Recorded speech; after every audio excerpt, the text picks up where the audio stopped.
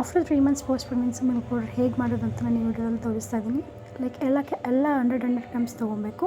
Pumpkin seed, water melon seed, Musk melon seed and ಪಿಸ್ತಾ 100 grams, ಎಲ್ಲ cashew, ಬಾದಾಮಿ, flax seed ಎಲ್ಲ 100 grams ತೊಗೋಬೇಕು. ಮಕ್ಕಾನ್ 100 grams. Like ಖರ್ಜೂರ optional, ಬೇಕಂದರೆ ಬೇಕು, ಬೇಡಂದರೆ ಬೇಡ. ಫಸ್ಟ್ ಪ್ಯಾನ್ನ ಬಿಸಿ ಇದೆಯಾ ಅಂತ ನೋಡಿ ಎಲ್ಲ ರೋಸ್ಟ್ ಮಾಡಬೇಕು ಮೀಡಿಯಮ್ ಫ್ಲೇಮಲ್ಲಿ. ದಪ್ಪ ಮಾಡಿದ್ರೆ ಫುಲ್ ಸಿರೋಗ್ಬಿಡುತ್ತೆ. ಅದಕ್ಕೆ ಮೀಡಿಯಮ್ ಫ್ಲೇಮಲ್ಲಿ ಎಲ್ಲನೂ ನೀಟಾಗಿ ಡ್ರೈ ಆಗೋ ಥರ ರೋಸ್ಟ್ ಮಾಡಬೇಕು. ಘೀ ಹಾಕ್ಬಾರ್ದು, ನೀಟಾಗಿ ರೋಸ್ಟ್ ಮಾಡಿ ಎಲ್ಲ ಆರಾಕಬೇಕು.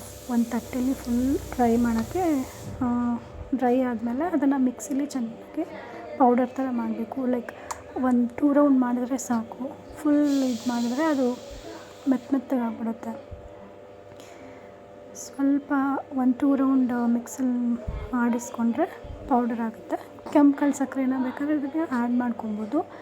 ವಿತೌಟ್ ಶುಗರ್ ಬೇಕು ಅಂದರೂ ಹಂಗೆ ಓಕೆ.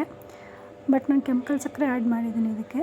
ಈ ಥರ ಎಲ್ಲ ಮಿಕ್ಸ್ ಮಾಡಿ ಒಂದು ಬಾಕ್ಸಲ್ಲಿ ಇಟ್ಕೊಬೋದು. ಹಿಂಗೆ ಡೈಲಿ 1 ಸ್ಪೂನ್ ಹಾಲ್ಗೆ ಹಾಕ್ಕೊಂಡು ಕುಡಿದ್ರೆ ನಮ್ಮ ಬೋನೆಲ್ಲ ಸ್ಟ್ರಾಂಗ್ ಆಗುತ್ತೆ.